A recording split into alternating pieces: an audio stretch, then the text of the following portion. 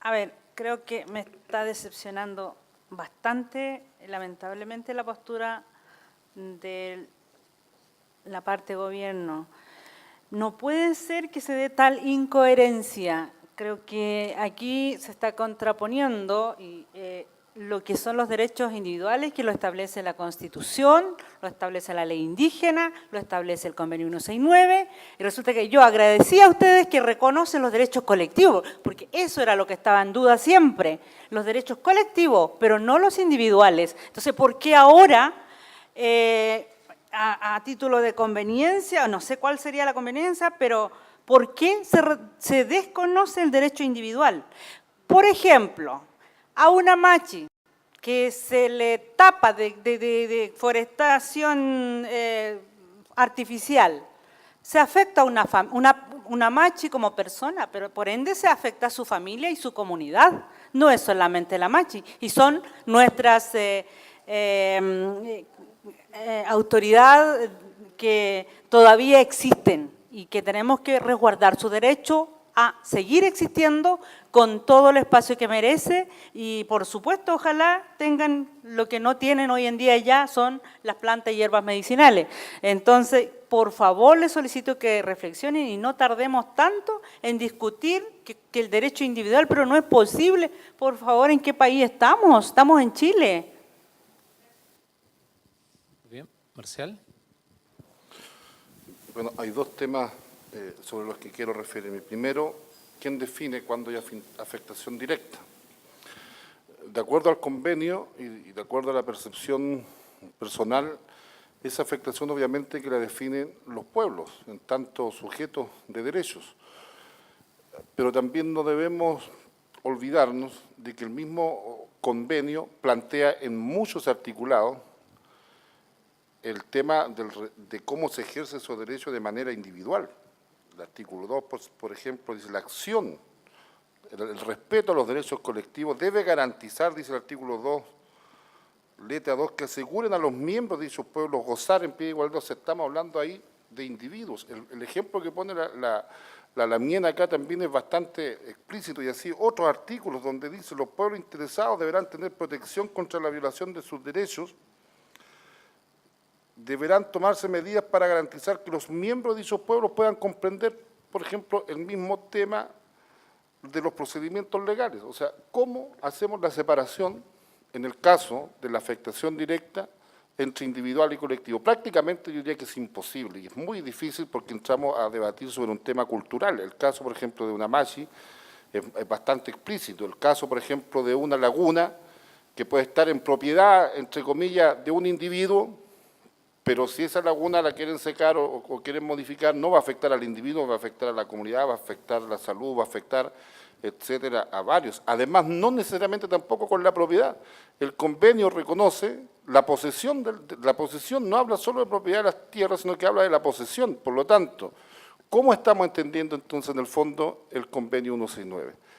Aquí empiezan entonces a aparecer las dificultades que tenemos, y yo creo que no debieran ser tantas, sabiendo que aquí no estamos apegando ni siquiera a la interpretación del articulado del convenio, sino que a lo que dice explícitamente. Entonces, en esa línea, a lo mejor, tenemos que buscar a partir de la definición de en qué casos. Nosotros nombramos varios casos en los que hay afectación directa, que son bastante amplios, y la pregunta es, ¿por qué no se está de acuerdo explícitamente en los casos en que nosotros estamos planteando que hay afectación directa? Va un poco por ahí, más allá de la interpretación. O sea, aquí yo creo que no hay que interpretar mucho, hay que ser bastante explícito cuando hay afectación directa a los pueblos indígenas, a sus comunidades, a sus individuos, que repercute colectivamente. Gracias.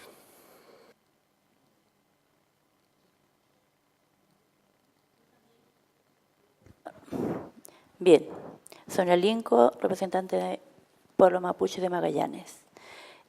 Yo quisiera también hacer una pequeña, acá hablar un poco al respecto, porque de repente un tema o un concepto tiene variación para una cosa y para otra, o sea, depende del concepto si estamos trabajando un mismo tema. Acá yo escuché clarito que la afectación o el convenio solamente se refiere a pueblos o comunidades. Si estamos trabajando en la consulta y en el concepto de pertinencia se hablaba de persona indígena interesada natural o jurídica o de instituciones representativas, porque ya al cambiar a la afectación, resulta que ya no se considera el término, o sea, ya no se considera ahí, ya no se está viendo a la persona individual, sino se está viendo solamente comunidades. Si estamos trabajando un tema, esto nos va a concernir a todos, seamos una persona, o sea, comunidades o pueblos, los que estén afectados. Ahora, también esa parte me llama la atención, porque si va todo va de la mano, y lo dice el convenio, pero si vamos a utilizar el convenio de acuerdo a diferentes puntos de vista, pues ya vamos a tener para rato, no vamos a terminar nunca. Pero si nos basamos en lo que nosotros hemos estado trabajando, las cosas que hemos hecho, el trabajo que de cada pueblo hizo, y lo que estamos en esta mesa, es una sola cosa lo que estamos trabajando. Voy a, así como una breve reseña, voy a leer el comentario de James Naya referente al tema de afectación, porque a lo mejor así nos ayuda también a esclarecer un poco nuestro punto de vista, ¿cierto? Donde dice que el concepto de afectación, o sea, uno de los requisitos para que la consulta previa opere. Según él, la consulta previa es aplicable siempre que una decisión del Estado pueda afectar a los pueblos indígenas en modos no percibidos por otros individuos de la sociedad. Entonces, yo pienso, es cuestión de que nosotros nos pongamos en una sola, digámoslo directamente, a trabajar de buena fe y le vamos a encontrar la solución a los problemas que aparentemente nosotros mismos estamos creando, porque tenemos las leyes, tenemos el convenio, tenemos un trabajo que hemos hecho en conjunto, entonces pongamos buena fe en esto y sigamos adelante. Y Nehuen para todos. Chatumay. Gracias. Muy bien. Tenemos la palabra de Santiago. Mire, en la forma como yo por lo menos percibo la afectación directa, primero creo que es un concepto bastante complejo de determinar justamente por muchas cosas, entre ellas la que decía Marcial, en el sentido que a veces es difícil hacer la diferencia entre el tema colectivo y el tema individual. Justamente una de las luces que hay para plantear este tema es el párrafo que leía la señora aquí recién sobre lo que ha dicho el relator Anaya, y que justamente después de lo que usted dice, hay 3 oraciones que yo también quiero leer porque creo que aclaran bastante sobre más o menos de qué es lo que estamos hablando en el tema de la afectación directa. Porque justo después de lo que usted dijo, dice que una incidencia diferenciada de esa índole se presenta cuando la decisión se relaciona con los intereses o las condiciones específicas de determinados pueblos indígenas, incluso si la decisión tiene efectos más amplios, como es el caso de ciertas leyes.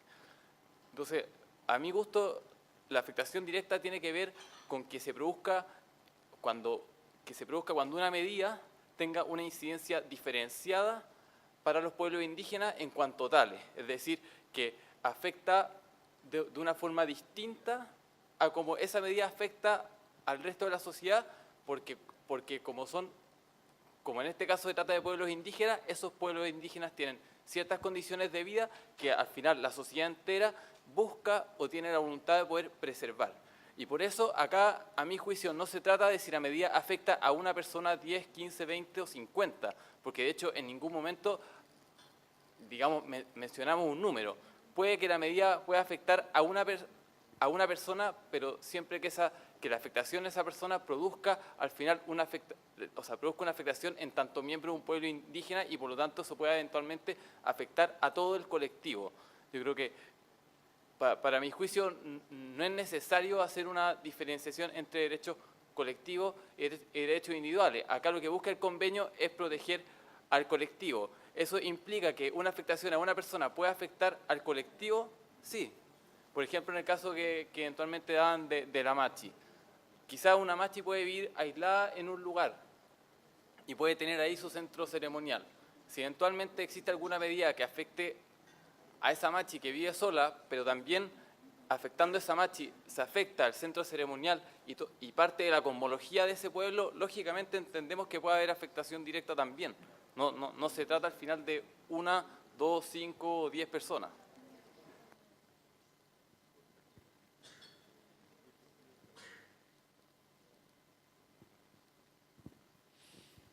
Muy bien. Ana. Sí,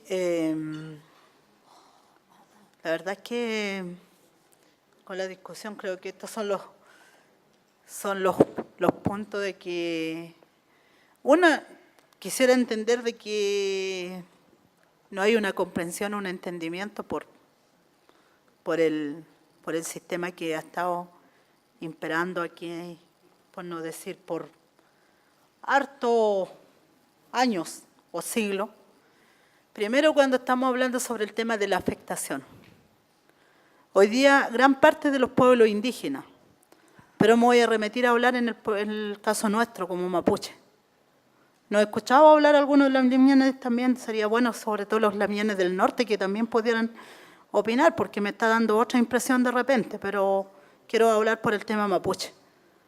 Porque aquí siempre el tema mapuche a veces es mal, incluso ha calificado hasta por los propios pueblos nuestros, que somos hermanos, porque dicen que los mapuches, ¿por qué lo llevamos esto? ¿Por qué esto otro? Nosotros estamos teniendo la afectación directa e individual, el tema de la pérdida de la lengua. Es una afectación directa e individual, porque lo estamos haciendo, y a la vez colectiva.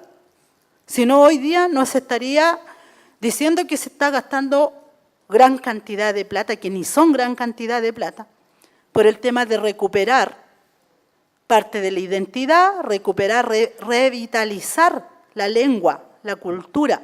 Nuevamente, entonces, esa es una afectación directa. Y cuando estamos hablando, nosotros le damos una mirada holística o integral, como se dice, el nuevo paradigma, como hablan los nuevos filósofos estudiosos, los expertos que están bajo los escritorios. Ese paradigma del tema holístico, como nosotros vemos cuando se habla aquí de un todo, de la misma cosmovisión que hablaba en Lamien Maribur, ¿ya? Recién, ¿de dónde viene?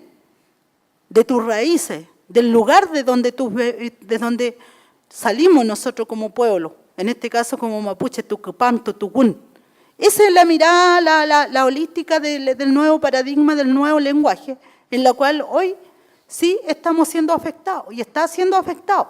Aparte de lo que decía Cecilia, del tema de la instalación de la grande, podemos decir, esta antena, ya sea antenas para poder tener más cobertura, señal de teléfono, las mismas antenas, las altas torres de altas tensiones eléctricas que están pasando al interior de las comunidades, donde bien lo graficaba Beatriz, donde incluso hay muchas machis, donde estamos perdiendo el ñen, el dueño.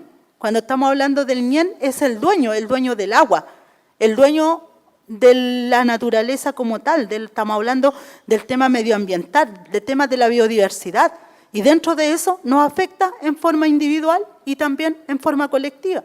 Y el tema del medio ambiente, el tema de la biodiversidad, disculpen que se lo diga representante del Estado, estamos siendo afectados todos, incluyéndolo a ustedes.